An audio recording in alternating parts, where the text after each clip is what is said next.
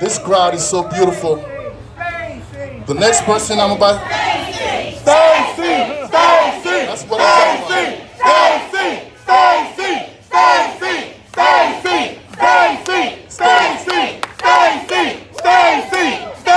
History is about to be made not only in Georgia and the United States of America. The first black woman elected as governor. Yeah. Come on now. Before I bring Stacey to the stage, I'd like to introduce you to the next mayor of Griffin. That's right. But not only he's the next, he was the youngest mayor That's right. in the city of Griffin. That's right. Please put your hand together for Rodney McCord. Rodney!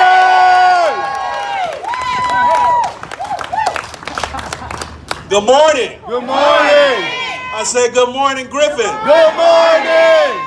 It is so excited this morning to break it down. We here with you. Miss Abrams That's out right. here. I got so much I want to read and say, but I'm just so excited to see this crowd of diverse people, just like our state, just like our city. That's right. Just like our country, That's just right. like the world. That's right. And that's what Stacey represents. So this morning, I want to read all this and tell you she went to Spelman College. I want to tell you she's from Gulfport. I want to tell you she started the Now account. So much I want to say. But I think today what we're going to do, we're going to allow the candidate, the next governor of Tell us. the great state of Georgia. All right. When history is written, Right. where will you be? Where will your name be? That's Did right. you support the next governor, the first woman governor of the state of Georgia? That's right. Ladies and gentlemen, I present to you Miss Stacey Abrams.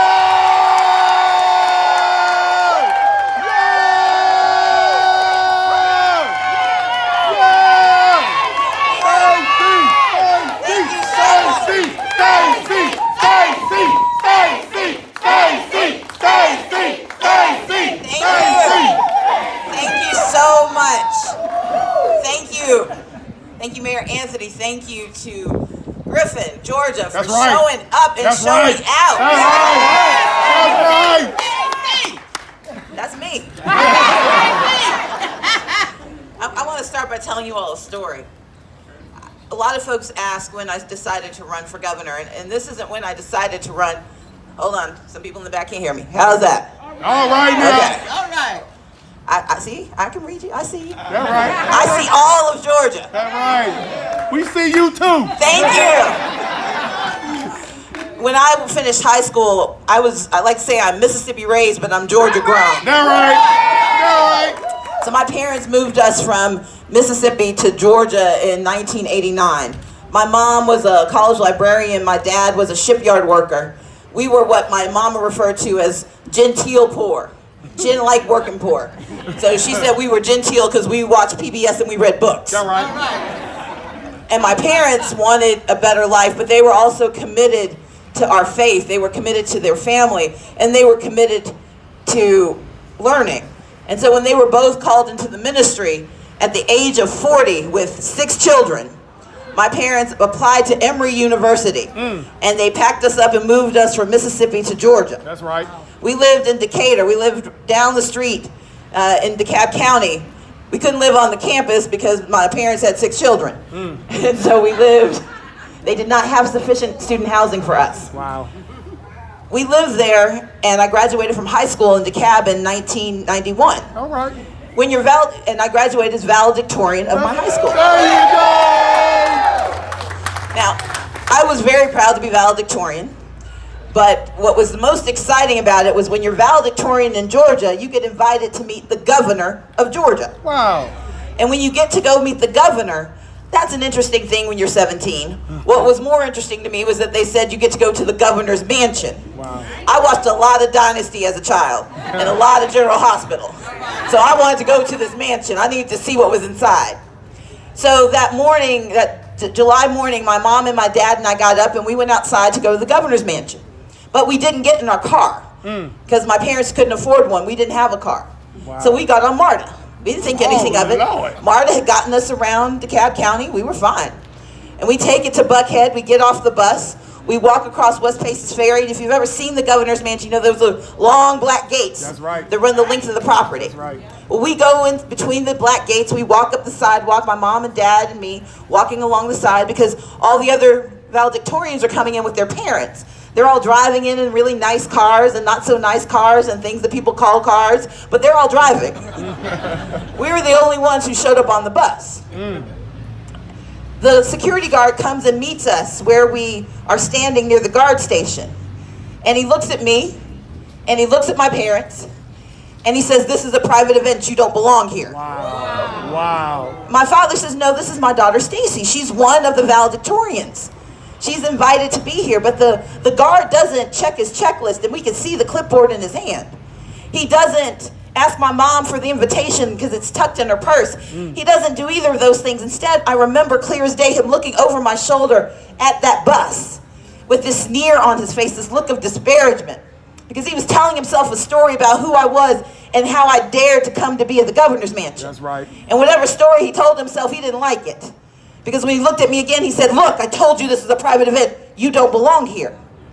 Now, I'm 17, I'm humiliated, I'm ready to run and get back on that bus, but it's pulling away from the curb and it's driving away. And my mom has my arm in a death grip. Because my parents wanted me to understand, even in that moment, that you don't let anybody tell you who you are. That's right. That's right. And so my mother and my father decided to engage him. Now, as I told you, my parents were becoming United Methodist ministers. They were studying divinity at Emory University. All right. But in that moment, they were not pastors yet. Okay. And so my parents had a bit of an engaged conversation with this gentleman about his life-making choices and his decision-making skills. And my father may have mentioned where he was going to find himself in eternity if he didn't get me into that event. All right. There you go. And after a while, the gentleman decided to check his checklist and he let us inside. But I tell you this story because the thing of it is, I do not remember meeting the governor of Georgia. I don't remember meeting my fellow valedictorians from 159 counties, 180 school districts. The only thing I remember about that day is a man standing in front of the most powerful place in Georgia, looking at me and telling me I don't belong. But Spalding County, with your help on November 6th, I plan to open those gates wide so no one ever doubts that they belong in our Georgia. That's why I'm running. I'm running for governor. I'm running for governor because no one should be allowed to tell us who we are. That's right. No one should be allowed to tell us we don't belong in our Georgia. This is our state. That's this right. is our time. Yes. And we are going to take our state forward. Yes. Because elections are about choices, and we've got a clear choice in this election. That's right. That's one of the things my opponent and I agree upon. He wants to take us back to the 1960s with his voter suppression. Yes, he do. He wants to take us back to a time when discrimination was legal in the state of Georgia. That's right. He wants to say that those who have can have more and those who have not, good luck. Right. Because he doesn't have any plans to help you out. That's him. But I've got plans. I got 100 pages of them if you go to my website. Because I've been thinking about this, not about running for office, but how we make Georgia better. Tell us about How we serve all of Georgia. That's right. And that's why I want us to educate our children from cradle to career. Yes. I want us to invest in early childhood education because you should not have to go into debt for a 2-year-old to get an education. Yes. And I'm the only candidate who has a plan for a child care scholarship so families can put some money in their pockets and put their children in the learning they deserve. Yes. I'm the only candidate with a plan to expand access to universal pre-K because it is not universal if we have a 5,000 4-year-old waiting list. That's right. We have to make sure every 4-year-old gets the education they deserve. Yes. And I'm running because I am tired of education governors in the United States. Yes. We hear about that every time. We got 50 of them right now. Everybody runs to be the education governor. I decided I'm going to try something else. That's right. I will be the public education governor of That's the great state of Georgia. That's why I'm running. baby. Because a public education governor doesn't come up with gimmicks to win an election. Right. A public education governor says, look at my record. I have never voted to cut access to education in the That's state right. of Georgia. I've never said that I will steal $100 million from our public schools and put them into private education. Wow. I've said that I will create competitive wages for our teachers and protect their retirement. Because we got to help our teachers from beginning through it. And I know that we have too many children who come to our school on Monday hungry because the last time they ate was Friday afternoon. Yeah, they do. And we have to have a governor who sees the whole child, who invests in the whole child, who believes in the whole child. And I'm the only candidate with a plan for true public education in the state of Georgia. Yes. You see, my parents made sure we lived on the poor street on the middle class side of town so we could get zoned into the good school. You should not have to have a degree in cartography to get a good education in the state of Georgia. That's right. That's why I'm running. That's right. But we also have to have pathways for post-secondary education. Wow, tell us. Richard Keeley talked to you about apprenticeships, and it's not just a conversation. We've got a plan. We are going to create 22,000 registered apprenticeships in Georgia by 2022. All right. These are good paying jobs that pay on average $60,000 because not everyone who finishes in our high schools is destined for our colleges, That's but right. they should all be destined for success. That's right. And I'm the only candidate with a plan to make it so. That's right. Now, there are some who say 22,000 seems ambitious, but South Carolina already has 17,000. Wow. And there is no reason South Carolina should beat Georgia in anything. Anything. That's why I'm running. But I also want us to make technical college free again. It was free once in Georgia. Wow. And we're going to make it free again. Not just for those coming out of our high schools, but for those whose jobs have left them behind. That's right. Who need to get retrained and restarted and renewed. We can be the state that creates pathways. That's right. And I also want to be the governor of a state that finally, in our state, makes education affordable for everyone. Yes. We've got the Hope Scholarship, and I love Hope. I worked hard to save it in 2011. That's right.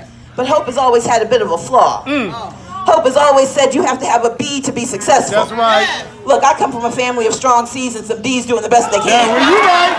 You right, Stacey. And anybody willing to work should have someone working with them, and that's the responsibility of the state of Georgia. That's right. We will create debt-free college by creating a need-based aid portion to the Hope Scholarship, so that anyone willing to work to go to college will have us working with them. That's why I'm running to be the next governor of Georgia. That's why we voting for you. But education is just the beginning. We've got to build a thriving and diverse economy in all 159 counties. That's right. I just had a chance to go to his and hers unisex barbershop. All right. And I talked to J.J. Parks about the fact that he wants to create a new location in Woodbury. All right. He just needs a little bit of capital. That's right. Well, the problem is my opponent doesn't believe he deserves access to that capital. All right. Because when I proposed a $10 million small business financing fund, my opponent scoffed at it. He said, if you need money, just go to a bank. What? Exactly. What? Yeah. You see, I know this is personal because I've had a small business that failed because I couldn't get access to capital. Right. And when my business failed, we went to banks, we went to credit unions. No one would loan us the money. Wow. We You didn't lost get it our bailed business, out? but we created a new business. And now Account buys those invoices and helps those small businesses. We've helped create or retain thousands of jobs across Georgia. And if I can do that with a small business, imagine what I can do with the economy of our state. Wow. But JJ's dream deserves an investor. Not someone who will do it for him, but someone who will do it with him. And if we're willing to invest billions of dollars to bring big companies to Georgia, why won't we invest millions of dollars to help the companies that are already here? That's why I'm running to be governor of Georgia. And I've been confused by my opponent because, you know, he borrowed $500,000 from a friend to pay for a business. Yeah, he did. Not everybody has that opportunity. I don't. But then a couple of days ago, I don't either. But a couple of days ago, I learned something that really made me skeptical about it. Because the same man who said that we should create a $10 million financing fund to loan an entrepreneur $20,000, he borrowed $3.6 million from the federal government for AgStrong. Yes, he did. Why is it okay for him? Why does Brian Kemp believe it's right for him to get access, but wrong for Georgia? That's not right. And that's why I'm running to be the next governor of Georgia. But we can do this. We can build a thriving and diverse economy. We can invest in 5,000 small businesses like J.J. Parks' business. Right. We can help them create 10 new jobs each. Because just like Amazon, those are 50,000 jobs, but those jobs are jobs that will never leave Georgia. Right. That's why I'm running. Yes. Because we can bring Amazon here, and I want Amazon. But I want the small businesses, those middle-class businesses. Yeah. I want them to grow on those main streets and make our community stronger. Because you shouldn't have to leave where you love to make a living in Georgia. That's right. That's what we've got at stake. But we have a third issue that we have to talk about. We can build a thriving and diverse economy. We can educate bold and ambitious children. But until we take care of the health of our children and the health of our families, we are not doing our jobs. And that is why my first responsibility as the next governor of Georgia is the expansion of Medicaid in the state of Georgia. Right now, Georgia gives away $8 million a day. Wow. We send that money to Kentucky and Arkansas and Indiana, to Connecticut and Ohio and Michigan. All of those states have accepted Medicaid expansion. Wow. But Georgia's one of 17 states that have said no, because our leadership has been too mean and too cheap to take the money. Yeah, they have. But I am here to say that as the next governor of Georgia, we will cover 500,000 Georgians and give them access to the health care they deserve. And we will save the 21 rural hospitals on the critical list that may fail if we don't do our jobs. And we will create 56,000 new jobs across the state of Georgia. That's right. Good paying jobs that help redeem our communities and lift them all up. Yes, all right. But it's more than just about physical health and the economic health of our state. It's also about mental health. That's right. That's right. You see, I have a brother named Walter. Walter's the fifth of the sixth of us. All right. My older sister Andrea is an anthropologist. My sister Leslie is a judge. My brother Richard is a social worker. My little sister Janine is an evolutionary biologist. Wow. My parents were really, really strict. Yeah, they were. They didn't play. But my brother Walter went to Morehouse College. Morehouse?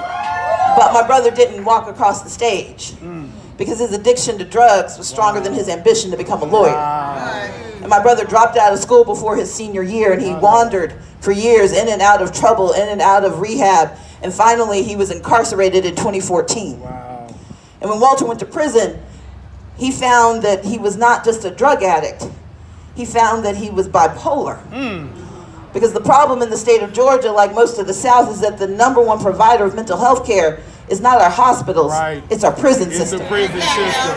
That's right. And so Walter got the health care he needed, he got the medication he needed, he got sober and he got stable. He became a model prisoner and they let him out. He had a 10-year sentence, but after a year they said, you're ready to go back, and he was ready. So Walter came back to our community, but the problem was they took his health care when he walked out the door. That's what they did. And they lost the very health care that made him sober.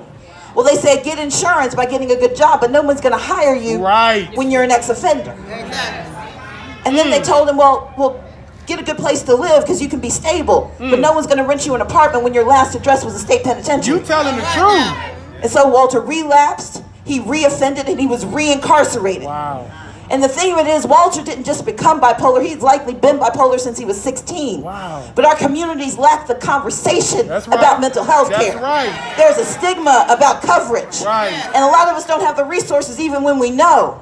And Walter's going to be on this cycle of recidivism, of recovery, and then relapse and recovery and relapse until we have a governor who believes in more than retribution. I intend to be a governor of redemption in the state of Georgia. That's why I'm running. But I can't help Walter alone. I can't help Walter alone. We can't help ourselves because I'm voting for me. That's right. Me too. I'm voting for you. I'm voting for you. And I'm voting for Richard. That's right. And I'm voting for Denise, and I'm voting for Chuck. I can't technically vote for Chuck, but I'm going to be thinking about him. You're right. But the thing is, Sarah Riggs Amico and I need you. We need your help. Yes. Because we've got 53,000 people who've been told their justice is pending because their voter registration is on the line. I need you to lift up their voices and cast votes so that they get served in the state of Georgia. I need you to stand up and vote because we have to do two things to win this election. In 19 days, we got 19 days to victory. 19. So first I need you to vote early. Say vote early. Vote early. Vote early. Vote early. Vote early. Vote early. Voting early means we bank our votes. It means we get all of the kinks worked out of the That's system. right. That's right. Because the thing is, life has a way of happening. That child you thought was doing perfectly well gets sick the day you meant to go vote. That's right. Or your boss calls you and you've already used up your sick excuses. That's right. Your car breaks down. We've got to vote early and get our votes done. That's right. Because we've got to get on the job of getting everyone else to turn out. That's right. And if you know to be here today, then you know voting matters. That's right. You know that you've got to vote for those who've been told their votes don't count. That's right. You've got to vote for who've been told that their votes are pending. We've got to vote early because we've got to get the votes in the bank, and we can't slow down. Right. We've got to keep pushing harder and harder. Because the first thing you're going to do is do what? Vote early. Vote early. Say it together. Vote early. Because the next thing I need you to do is volunteer hard. Say volunteer hard. Volunteer hard. We've got to go and find folks who don't think their voices matter. You see, if you look at all the polls, we're in a dead heat. Right. And the fact that a Democrat is in a dead heat with a Republican in Georgia in October means we're winning. That's right. That's right. It means we're winning. But it just means we're winning until the votes get counted. Right. So we can't take anything for granted. No, we can't. So when you vote early, you've done the first part, but the second part is making sure we get all the votes in the bank. That's right. And that means I need you to knock on doors and make phone calls. Yes. To go to those communities where you speed up a little bit because you don't want to get caught at that light. Yes. It means going to talk to folks you don't like, that you broke up with, that you owe money to. Not my head. It means talking to folks, everybody. Because we've got to turn out this vote. And it's not enough to say I meant to do it or I tweeted about it. Because you don't win elections on Twitter. No, you don't. And you can't Facebook your way to victory. No, you can't. And I've never seen anybody get elected on Instagram, except for maybe Beyonce. But for the rest of us, we've got to have physical force. That's right. We need you to volunteer. So I need every single one of you to vote early. Say vote early. Vote early. I need you to volunteer hard. Volunteer For hard. the next 19 days, I need you to pick up 2 people and take them to vote. That's right. And then pick up 2 more and take them to vote. That's And right. every day, you need to turn 2 more people into active voters in the state of That's Georgia. right.